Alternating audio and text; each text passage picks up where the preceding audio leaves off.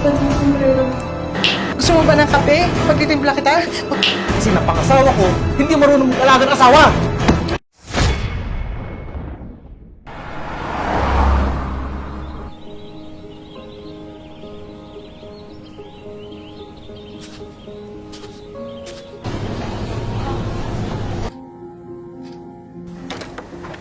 Hi, fresh na ulit.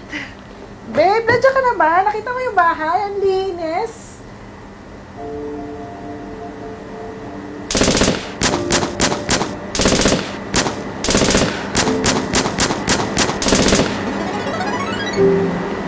Babe, kamusta ka? Ayos lang. Kapag dito na pala ako. Anong ulam? Adobo. Paborito mo. Tutuloy ba tayo sa ano pala? Sa reunion nyo na yan ngayong weekend? Oo, di ba napag-usapan na natin yun? Pumayag ka na rin. Basta huwag mo ko iwan-iwanan dun, ha? Oo naman. Oo naman. Para namang di ko pamilya yun eh. Wala. Kuhanan mo nga muna ako ng malamig na tubig doon. Sige na, ang init sa labas eh. Sige na! Oh, sige. Sandali lang ha.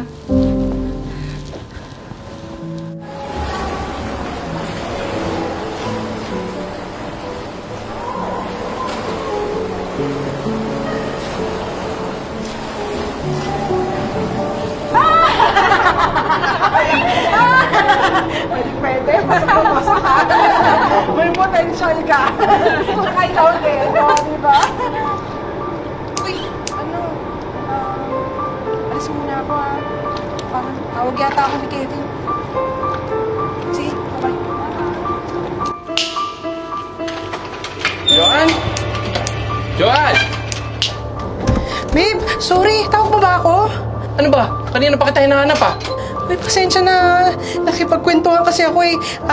Gusto mo ba ng kape? Pagtitimpla kita? O sige, tara na. Tara na. Ito na, magtitimpla na ako kape.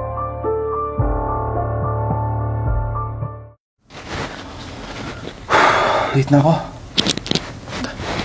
Han, yung relo ko nga. Ha? Saan? Relo! Nasaan na ba yun? Ito. Oh, yung sombrero, anong tinitingin mo? Ayun. Sorry. Sombrero, nasaan ka ba? Late na nga yung tao eh. Ito na yung sombrero mo. Oh, yung baunan ko! Sorry. Ito, kompleto na to. Masarap to. Babe, kailangan ko pa dalang idikta sa'yo lahat ng kailangan mong gawin? Hindi pwedeng lagi kang tatanga-tanga. Uulitin ko ha. Ang obligasyon mo bilang babae, ibigay lahat ng kailangan ko. Gawin lahat ng utos ko. At tratuhin akong parang hari dito sa bahay. Hindi yung ganyan. Parang kang tangang katulong eh. Ha? Papasok na ako. Ngayon gusto ko pag-uwi ko, may pagkain at malinis dito sa bahay. Tsaka bukas pala, off ko. Bibisita si paring Joel. Maglalaro kami, ha? Ayoko ng ganyan, ha? Sige na, bye-bye na.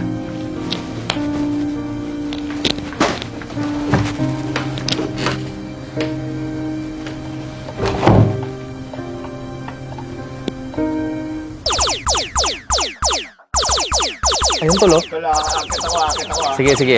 Likod ako. Sige, nandito ako. So, sa kaliwa. Ay, puta!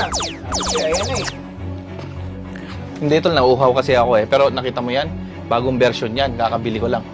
Diba? 3.0 na ba yan? Oo, ganda, diba? Malalagi tayo niyan. Pero, wala man lang ba tayong inumin? Joan, nasan ka ba? Babe! Ha? Asan ka ba? Diyos ko naman, ba't ang bagal sumagot? Wala ka man lang bayahanda kay kumpare? Oo, meron. Ha? Inumin? Meron. Diba? Ito. Pasensya na kayo ha. Galing kasi ako Oh, sa labas. hinaharangan pa yung TV. Sorry. Joan naman. Sorry. Teka lang. Ba't tubig? Wala ka man lang bang soft drinks o pagkain kay kumpare? Diyos ko naman. Sige, kukuha ako ng soft Nakakahiya. drinks. May lasagna sa rep. Lasagna? Lasagna. Kunin mo na lang. Sige na. Pasensya na kung pare ha. Sige, lalabas lang ako. Dali, Sige. ang bagal mo. Dali. Pasensya ka na tol ah. Alam mo naman kasi yung kumare mo, medyo minsan tatanga-tanga. Ay, nako. Pare, may sabihin ako sa'yo. Oo, tol. Pare, hindi naman sana nangingilam ako, ha? Mm. Yung pag ganun mo sa asawa mo, yung pa-approach mo ng utos sa kanya, Oo. hindi na yun, parang wala ka ng respeto sa asawa mo eh. Gusto mo ba ganun din yung itrato ng ibang tao sa kanya? Eh, tol, normal lang naman sa amin yun eh. Ganun talaga kami eh. Tsaka yung kumare mo, medyo mahina kukote eh.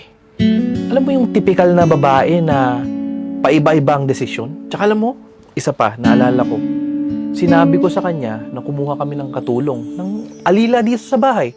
Sabi niya siya na lang daw. Kaya yan, siya ang utusan ko dito sa bahay. Ni minsan ba nagtingto ka na sa asawa mo? Sa lahat ng pag-aasikaso niya sa'yo?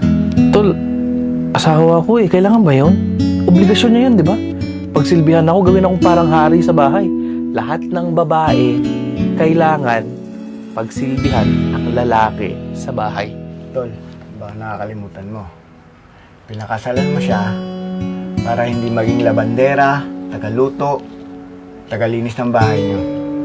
Pinakasalan mo siya kasi mahal mo siya bilang asawa at makasama habang buhay. Mag-isipan mo, tol, ha? Tara.